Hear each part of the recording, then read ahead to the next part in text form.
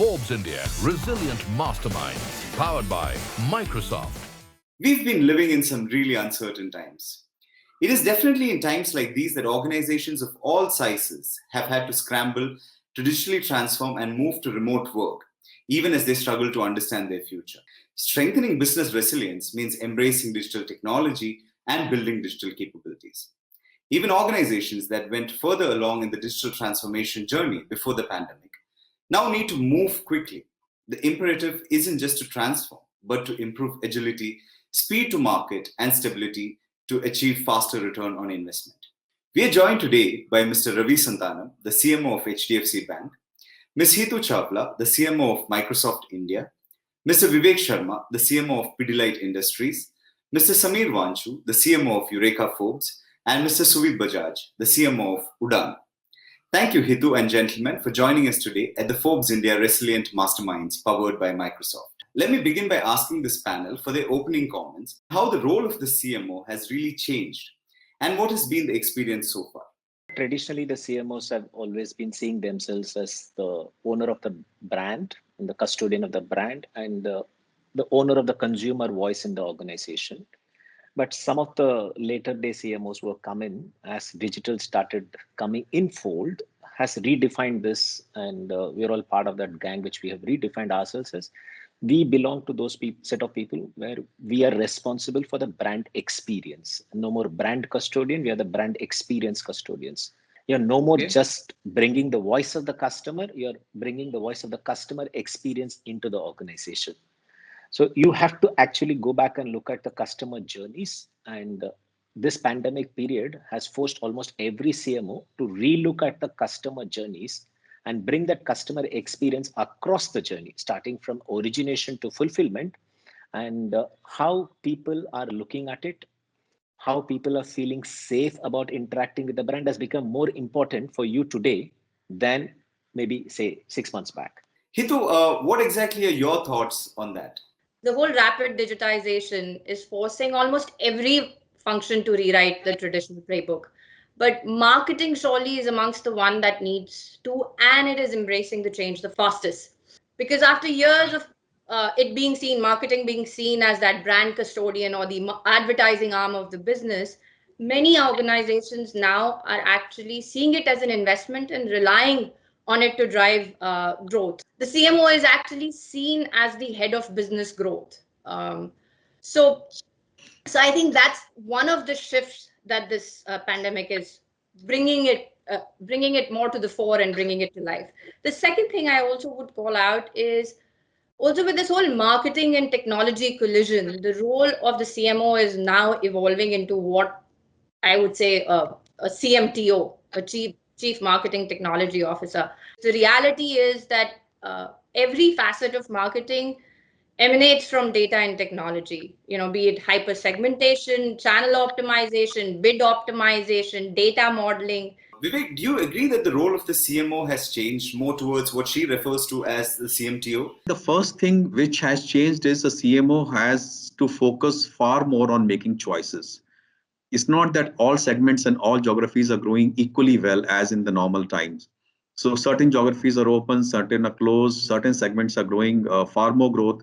So CMO has to make choices along with businesses and focus resources onto those segment geography combinations far more. Now let me ask about how multi-channel offerings and remotely enabled Salesforce based on data-driven decisions and automation will play a crucial role as we go forward.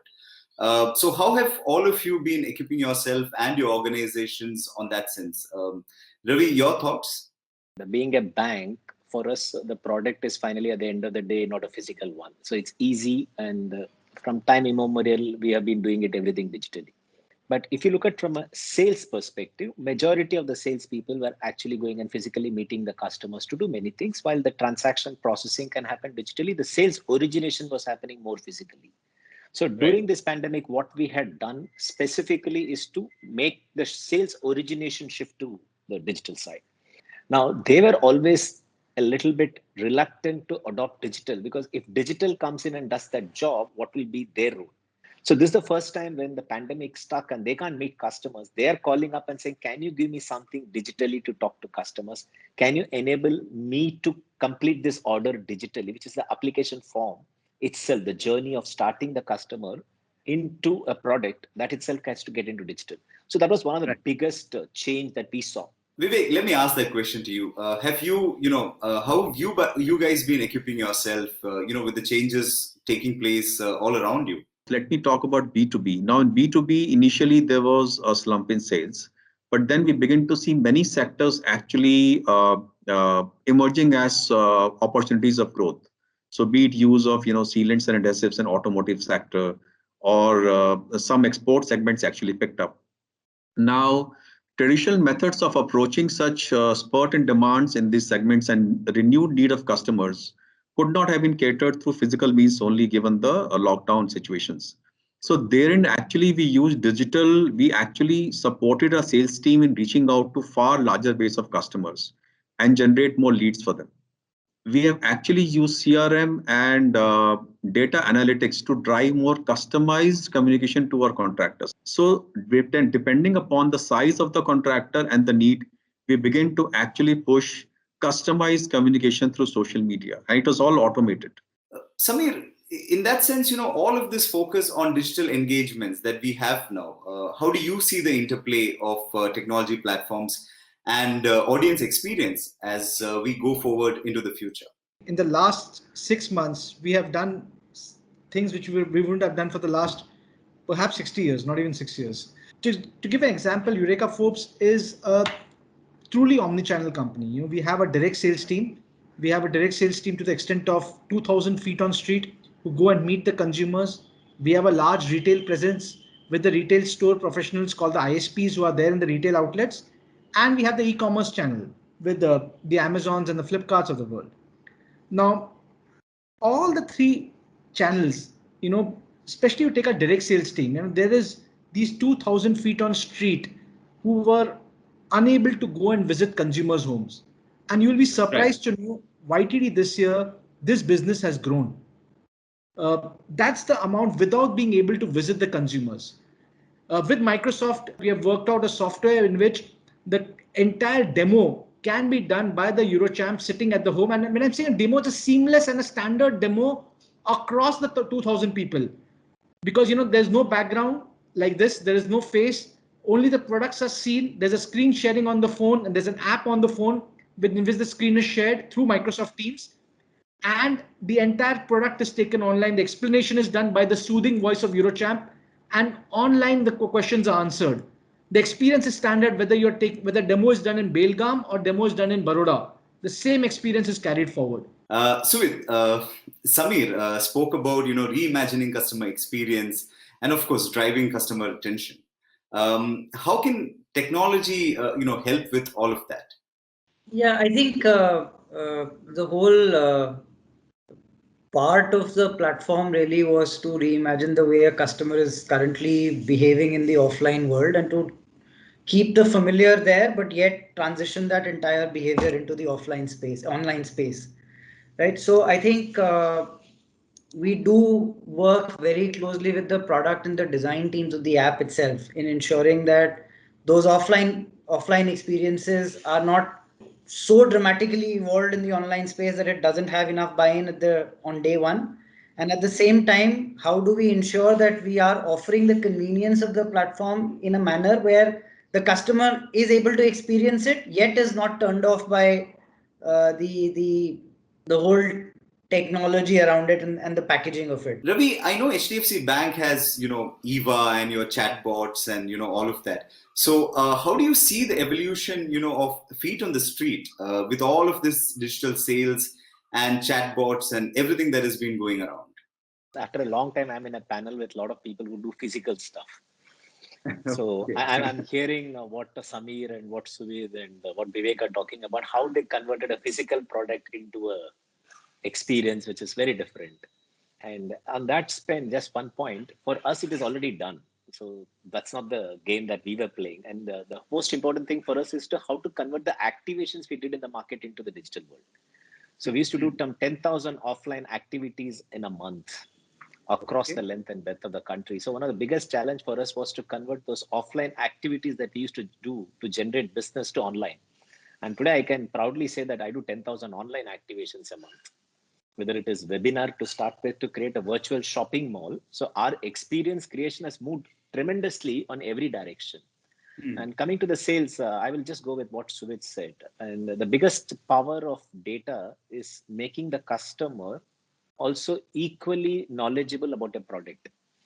So the salesperson's power came because of his unusual control over the knowledge. Okay, there was an asymmetry in terms of knowledge between a salesperson and a customer. And if you want to buy a car, for example, or if you want to buy Fevicol, okay, you have to depend on what that carpenter said, because you never had any clue about an adhesive, or you had never clue any about what is a vacuum cleaner. When Samir sends his person and comes and the guy comes and takes your kerchief and takes the dust out of your bed, you just go ahead and buy. What internet did and what data has done is it has democratized that. So today I am as qualified as anybody who comes into my shop or into my home to sell me a vacuum cleaner or to sell me a Pidilite thing, or even sell me an insurance product, because I'm reading it. So the asymmetry has actually been removed. So now what we need to do is to move the salesperson from a forceful sales guy to an advisor, to somebody who actually has the goodness of customer in their heart, as well as the wellness of the customer in their mind, and go and talk to them in a way that this is how will change their life and how this actually suits them. It's not from a power of the knowledge that I have, which you don't have, but both of us have the knowledge, but let me help you, enable you to buy and not to sell. So I think that's the reason why this has happened. And today all our work has been to, as I was talking about the recommendation advisor, use the data to understand more about the customers and then tell the salesman, inform the salesman, this is the reason that you should actually be pitching to Hitu a life insurance because of ABCDE. This is the reason that she should actually be taking a, for example, if you buy an iPhone, why should you actually buy an iPhone on a full swipe when I'm giving you zero cost EMI? Absolutely. That's a naturally better conversation to have with a Vivek or a Samir who might be swiping their card, and I'm saying, why you pay 90,000, pay 15,000 for 6 months. There's nothing wrong. So the way you have to interact is to equip the salesperson, add that extra layer of how to help the customers. I think that's where we are focusing on. Let me bring this question across to Hitu. How do you see the whole concept of feet on the street changing as we go forward? I think that whole process of automation of sales, there are multiple use cases that you see where a seller can be supported in that sales value chain, starting from lead management. You have chatbots which can filter and hand off queries which are more ready for a seller's intervention versus a lot of mundane riffraff that they have to work through. A chatbot can retarget customers who are stuck in a purchase funnel, so it accelerates that. It helps you with your churn prevention, using predictive models and scoring tools. Like in a bank, if you know who will churn out or who's a defaulter, it's not that predictive models didn't exist, but with your ML tools, etc., the ability and accuracy is almost 3x, and it allows you to also take proactive actions. You have RPAs, your robotic process automation tools, which help you with RFP generation, for a seller, which reduces the time almost to 2/3, and it reduces human errors. You have product activation bots, that can prepare mails and activate license keys. So the point really being that when you automate your sales functions and infuse technology into it, it actually helps sales operation teams with 100 of hours per year and improve their efficiency by 20 to 25% and increasing their close rates. So clearly, technology can be a huge aid to a seller, and especially in a time like this. How do you see the evolution of the customer journey in your line of business? And what are the tools and technologies that will help you, do that? Ravi, maybe we can start with you and then go around. Customer journey is a big topic in HDFC Bank today, because at the end of the day, starting from origination to fulfillment, everything can be done digitally. So we are in a very different space where 95% of the transactions are already digital. So the focus has been on getting the journey of a consumer as she does across our properties, whether she walks into a branch or whether she's in our website, whether she's looking at our mobile app. How do we bring it all together so that when the conversation happens, you're extremely relevant to that particular consumer? That's the biggest thing that we are working on. Sameer, what are your thoughts, on the customer journey as we go forward and, the evolution of that? I believe marketing essentially, to simplistically, can be put into two big buckets. There's consideration creation and there is conversion. Short-term pressures can force a lot of marketers to put more dollars behind the conversion aspect. It is the fine balance of ensuring that the future funnel is also well occupied and well stocked, which is a thought I think marketers need to give. So while the customer journeys is important, it's also important to keep the funnel to the brim across all the three: the entry level funnel, the mid funnel, and the top funnel. Vivek, so in that sense, how do we keep the funnels well stocked across segments? We have to be very, very careful about observing the needs of the customer and consumer. How are the needs changing? Consumers are shifting more towards DIY. They are spending more time at home. They are more health conscious. They are conservative in spending. So, and in B2B, as I said, their technical needs are changing. Maybe if exports are booming, those markets are requiring more green products. Right. So using data to actually understand these niche needs and then target specific innovations and communication can actually create far better and robust funnel for the future. Hitu, your closing comments, on the tools and technologies that will play a key role as, on the whole customer journey as we go forward. It depends on the maturity of where you are. The fact that you need to adopt digital is a given. Or go through a digital transformation is a given. If you're a bank, you are an HDFC who's ahead of the curve, his challenges and his journey and the stages he are is different. He doesn't need the basic, he needs more evolved. If you are someone who's just starting on the journey, then the aspects that you are considering could start from basic mail automation to SEOs to and that's a reality. Different customers are at different. But at the end of the day, I think where it all boils down to is, and we spoke about digitizing customer experiences, but to deliver that ease, simplicity, and delight, it'll work only if we digitize everything that goes behind. Because if you think of when the pandemic first broke, the supply chains were laid bare. Right. How do we think about stocking the shelves? How do you use blockchain to understand where things are in supply chain? How do you rethink trade and transportation so that consumers get what they need in time? How do you use predictive models for customers defaulting, churning, or your call centers on how do you completely rehaul them in terms of remotely being able to serve? It's not just the front end where from a marketing standpoint, when we think of touches, it goes back into the organization as well.